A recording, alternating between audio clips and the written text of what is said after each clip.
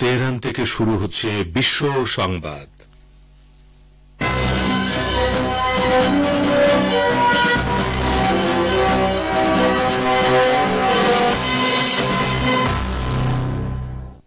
শুরুতেই সংবাদ শিরোনাম।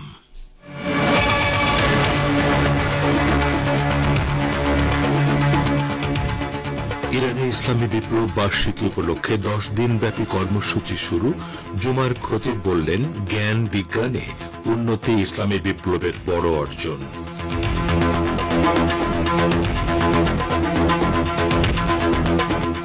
প্রধান সামরিক কমান্ডার দেইফের শাহাদাতের কথা জানিয়েছে হামাস। প্রশংসা করে বিবৃতি দিয়েছে ফিলিস্তিনের প্রায় সব প্রতিরোধ সংগঠন।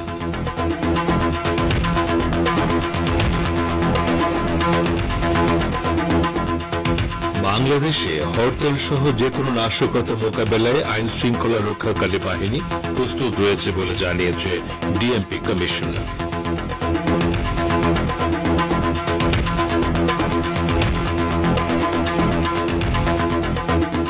এবং ভারতে বাজেট অধিবেশন শুরু। প্রধানমন্ত্রী নরেন্দ্র মোদী বলেছেন, এবারের বাজেট দেশবাসীর জন্য নতুন বিশ্বাসের সোপান হতে চলেছে।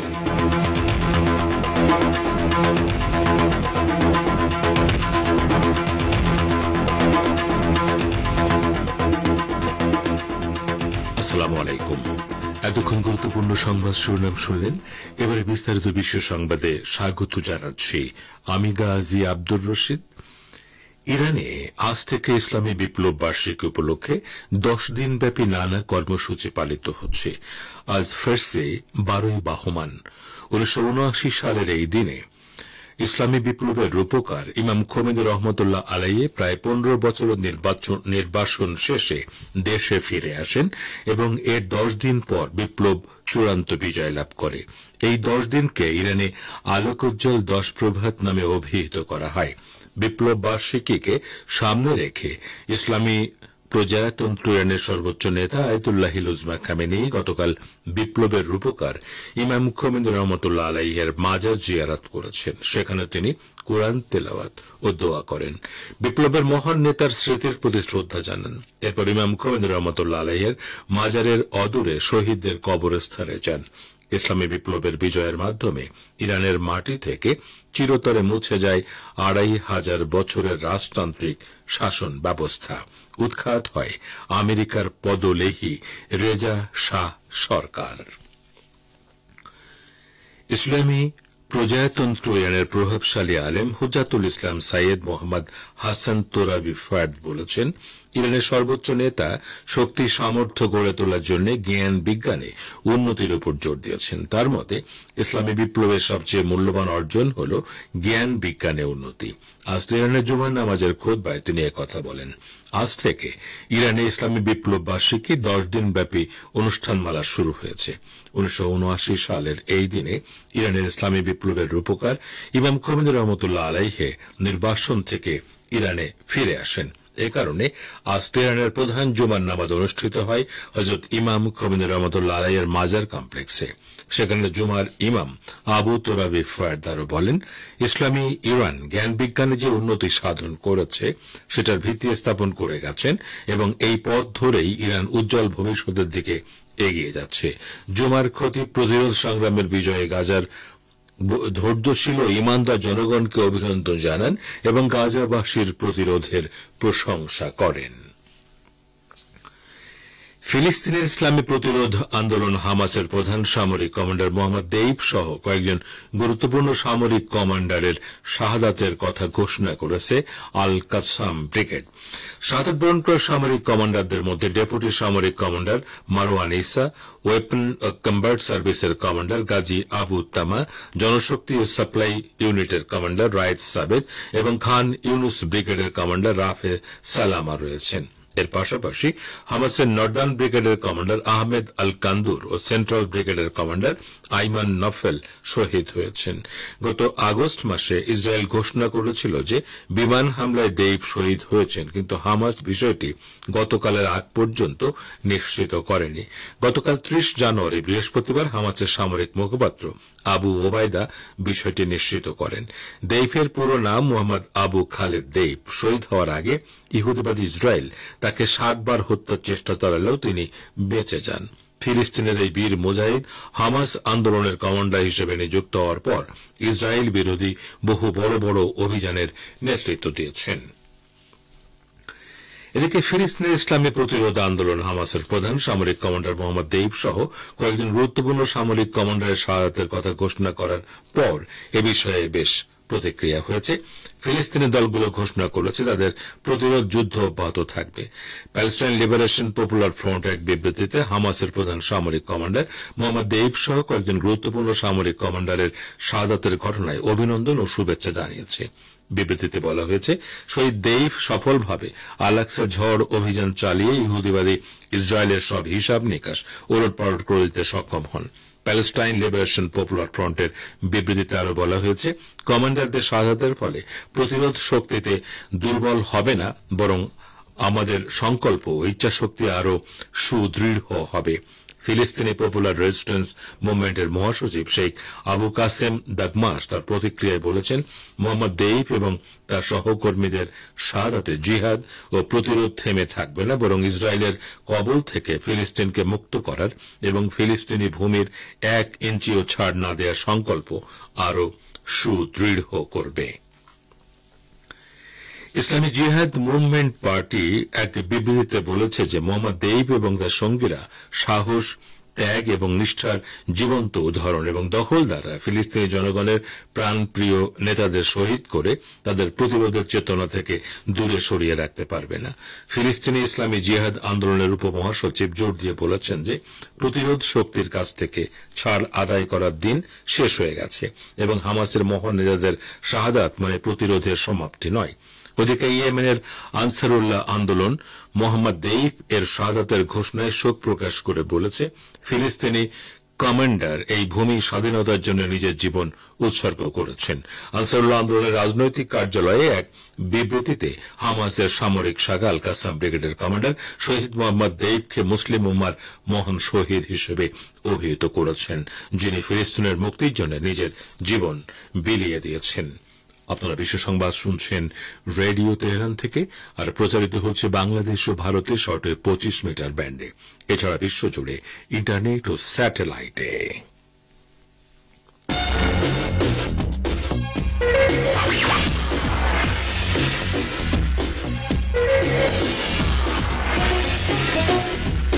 রেডিও তেহরান খবরের সঙ্গে 24 ঘন্টা। ভিজিট করুন আমাদের ওয়েবসাইট parstoday.ir/dn।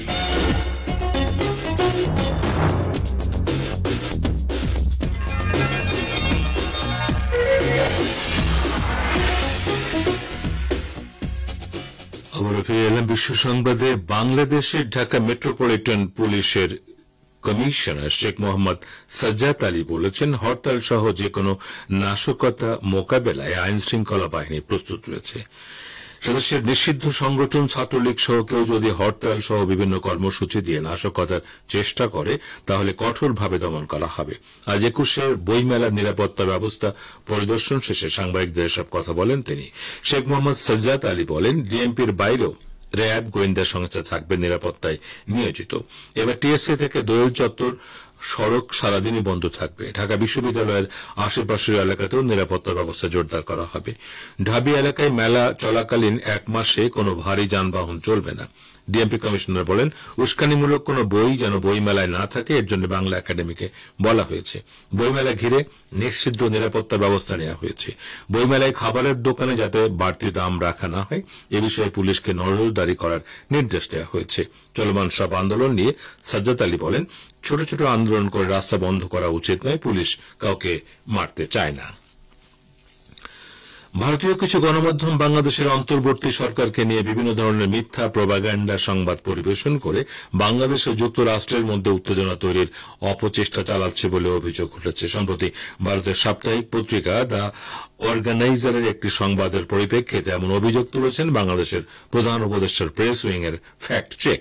প্রধান উপদেষ্টার প্রেস উইং এর ফ্যাক্ট চেক বলছে, এই প্রচারণার মূল লক্ষ্য হল বাংলাদেশের অন্তর্বর্তীকালীন সরকারকে অপদস্থ করা এবং শেখ হাসিনাকে তাদের প্রতিনিধি হিসেবে বাংলাদেশে তার স্বৈরাচারী শাসন পুনরায় চালু করার পথ প্রশস্ত করা।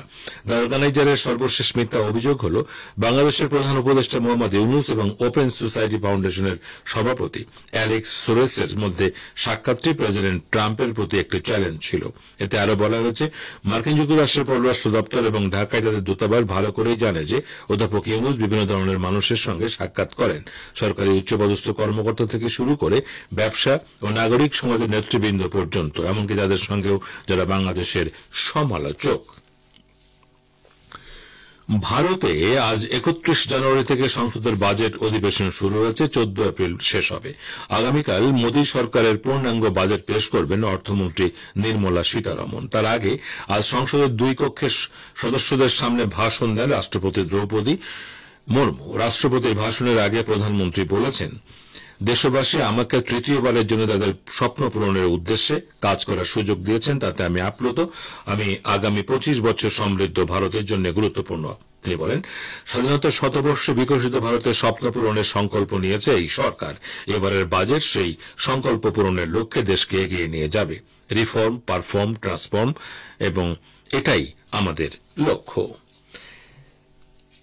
এর আগে গতকাল প্রধানমন্ত্রী সংসদে প্রবেশের আগে বলেছিলেন, 10 বছরের মধ্যে প্রথম এই বাজেট অধিবেশন হতে যাচ্ছে যেখানে কোনো বিদেশি ইন্ধন নেই। তিনি বলেন, বিদেশ থেকে কোনো না কোনোভাবে ইন্ধন দেওয়ার চেষ্টা করা হয়, আর এখানে বসে কিছু মানুষ সেই ইন্ধনে মদত যোগান। তবে প্রধানমন্ত্রীর এই বিদেশি ইন্ধন সম্পর্কিত মন্তব্য নিয়ে রাজনীতিকদের অনেকেই মনে করছেন তিনি পরোক্ষভাবে বিরোধীদের টার্গেট করেছেন। সামরিক অভ্যুত্থানের মাধ্যমে নির্বাচিত সরকারকে উৎখাত করে ক্ষমতা দখলের 4 বছর পূর্তিকে সামনে রেখে মিয়ানমারে জরুরি অবস্থার মেয়াদ আরো 6 মাস বেড়েছে। আজ মিয়ানমারের ক্ষমতাসীন সামরিক জান্তা এই উদ্যোগ নিয়েছে। সামরিক জান্তা ও সেনাবাহিনীর প্রধান মিন অং হ্যাংলাইয়ের নেতৃত্বাধীন সামরিক কাউন্সিল সর্বসম্মতিক্রমে মেয়াদ বৃদ্ধির প্রস্তাবে অনুমোদন দিয়েছে। সামরিক জান্তার তথ্য দপ্তর আরো জানিয়েছে, দেশটির 2028 সালে রচিত সংবিধানের 425 ধারা অনুযায়ী এই সিদ্ধান্ত নেওয়া হয়েছে। মিয়ানমারের সংবিধান মতে জরুরি অবস্থা চালু থাকাকালীন নির্বাচন আয়োজন করা যায় না। ফিলিস্তিনের অধিকৃত পশ্চিম তীরে জেনিন শহরে পাল্টা হামলায় ইহুদিবাদী ইসরায়েলের 1 সেনা নিহত এবং 5 জন আহত হয়েছে। অবরুদ্ধ গাজা উপত্যকায় 15 মাসের ভয়াবহ আগ্রাসন ও গণহত্যার অবসান ঘটাতে হামাস ও ইসরায়েলের মধ্যে যুদ্ধবিরতি প্রতিষ্ঠার পরপরই পশ্চিম তীরে দখলদার বাহিনী আগ্রাসন শুরু করেছে। শ্রোতা বন্ধুরা, আমাদের নিউজ ডেস্কে এখনকার মতো এই ছিল সর্বশেষ খবর। এতক্ষণ আমাদের সাথে থাকার জন্য অনেক অনেক ধন্যবাদ।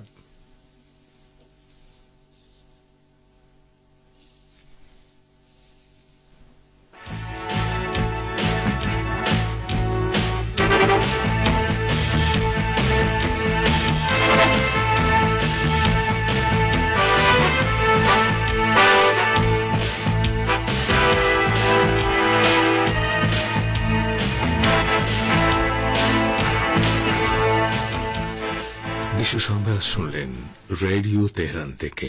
শ্রোতা বন্ধুরা, এবারে আমন্ত্রণ জানাচ্ছি সংবাদ ভাষ্যের অনুষ্ঠান দৃষ্টিপাতে। ইরানের পররাষ্ট্রমন্ত্রী সম্প্রতি ব্রিটেনের স্কাই নিউজ চ্যানেলের সাথে একান্ত সাক্ষাৎকারে আঞ্চলিক ও আন্তর্জাতিক বিভিন্ন বিষয়ে ইরানের দৃষ্টিভঙ্গি, নীতি এবং সিদ্ধান্তগুলো তুলে ধরেছেন। এখানে তার এই সাক্ষাৎকারের গুরুত্বপূর্ণ অংশ তুলে ধরা হল, আর এটি পড়ে শোনাচ্ছেন সহকর্মী রেজওয়ান হোসেন। ইরানের পররাষ্ট্রমন্ত্রী জোর দিয়ে বলেছেন, ইরানের পারমাণবিক স্থাপনাগুলোতে যে কোনো আক্রমণের তাৎক্ষণিক এবং চূড়ান্ত জবাব দেওয়া হবে। তিনি বলেছেন, আমেরিকা এবং ইসরায়েল পাগল হয়ে গেছে। যদি তারা ইরানের পারমাণবিক স্থাপনাগুলোতে আক্রমণ করে, তবে এটি হবে এই অঞ্চলের জন্য এক ভয়াবহ বিপর্যয়। সম্প্রতি ব্রিটেনের স্কাই নিউজ চ্যানেলের সাথে একান্ত সাক্ষাৎকারে ইরানের পররাষ্ট্রমন্ত্রী সৈয়দ আব্বাস আরাকচি আঞ্চলিক ও আন্তর্জাতিক বিভিন্ন বিষয়ে ইরানের দৃষ্টিভঙ্গি, নীতি এবং সিদ্ধান্তগুলো তুলে ধরেছেন। পার্স টুডের এই প্রতিবেদনে এই সাক্ষাৎকারের গুরুত্বপূর্ণ অংশ তুলে ধরা হলো। সাংবাদিক আরাকচিকে প্রশ্ন করেন, ডোনাল্ড ট্রাম্প এখন ইরানের সাথে একটি চুক্তি করার কথা বলছেন। এখানে হুমকি এবং সুযোগ দুটোই আছে। আপনি কি এমন কোন সম্ভাবনা দেখতে পাচ্ছেন যে ইরান ডোনাল্ড ট্রাম্পের সাথে কোন ধরনের চুক্তির বিষয়ে আলোচনা করতে ইচ্ছুক হবে? উত্তরে আরাকচি বলেন, ইরানের নতুন সরকার তার পররাষ্ট্রনীতি কার্যকর এবং ভারসাম্যপূর্ণ করার জন্য চেষ্টা করছে, তবে কিছু ক্ষেত্রে ব্যতিক্রম রয়েছে যা আপনি জানেন। সুতরাং এর অর্থ হলো আমরা বিশ্বের সব দেশের সাথে যোগাযোগ এবং কূটনৈতিক সম্পর্ক স্থাপন করতে প্রস্তুত। দুর্ভাগ্যবশত যখন আমি পররাষ্ট্রমন্ত্রীর দায়িত্ব গ্রহণ করি তখন এই অঞ্চলটি একটি পূর্ণাঙ্গ যুদ্ধের দ্বারপ্রান্তে ছিল। আমার মূল লক্ষ্য ছিল আঞ্চলিক যুদ্ধ সংঘাত প্রতিহত করা এবং এমন পদক্ষেপ নেওয়া যাতে সমগ্র এই অঞ্চলকে উত্তেজনা ও সংঘাত থেকে দূরে সরিয়ে রাখা যায়। আমি এই অঞ্চলের প্রায় প্রতিটি দেশেই গিয়েছি যাদের সাথে আমাদের সম্পর্ক আছে, এমনকি মিশর এবং বাহরাইনেও গিয়েছি যাদের সাথে আমাদের কূটনৈতিক সম্পর্ক নেই। আমি কিছু বিষয়ে অভিন্ন অবস্থানে পৌঁছার জন্য এই অঞ্চলের দেশগুলোকে ঐক্যবদ্ধ করার চেষ্টা করেছি যাতে উত্তেজনা রোধ করা যায়। আমার মনে হয় আমি সফল হয়েছি। একই সাথে আমি ইরানের শান্তিপূর্ণ পারমাণবিক কর্মসূচির বিষয়ে নতুন করে একটি চুক্তিতে পৌঁছার চেষ্টা করছি। আমরা আমাদের আলোচনা চালিয়ে যেতে এবং ইরানের পারমাণবিক কর্মসূচি সম্পর্কে ভুল বোঝাবুঝি ও অবিশ্বাস দূর করার জন্য একটি নতুন উপায় খুঁজে বের করতে পরমাণু সমঝোতা জেসিপিওএ তে ফিরে যেতে চাই, অথবা অন্তত এই ক্ষেত্রে আমরা কিভাবে একটি নতুন সমাধান খুঁজে পেতে পারি তা খতিয়ে দেখতে সম্মত আছি।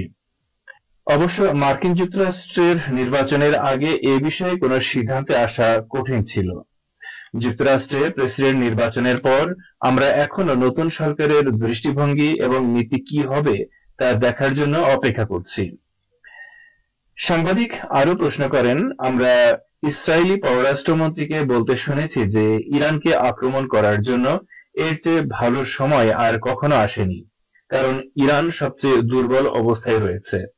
এই হুমকি নিয়ে আপনি কতটা চিন্তিত? উত্তরে ইরানের পররাষ্ট্রমন্ত্রী বলেন, তারা জানে যে এটি প্রকৃত হুমকি নয়, কারণ তারা আমাদের পক্ষ থেকে কি ধরনের মারাত্মক প্রতিক্রিয়া হবে সে সম্পর্কে ভালো করেই জানে। আমরা স্পষ্ট করে দিয়েছি যে আমাদের পারমাণবিক স্থাপনাগুলোতে যে কোনো আক্রমণের তাৎক্ষণিক এবং চূড়ান্ত জবাব দেওয়া হবে, তাই আমার মনে হয় না তারা এমন পাগলামি করবে। আপনার কি মনে হয় ইসরায়েলের তাদের ভূমিতে বসবাসের অধিকার আছে? সাংবাদিকের এমন প্রশ্নের উত্তরে আরাকচি বলেন, সবারই বেঁচে থাকার অধিকার আছে, কিন্তু অন্যের জমি দখল করার অধিকার কারোরই নেই। এটি ফিলিস্তিনিদের ভূমি এবং ফিলিস্তিনিদেরই তাদের ভূমি এবং তাদের ভাগ্য সম্পর্কে সিদ্ধান্ত নিতে হবে।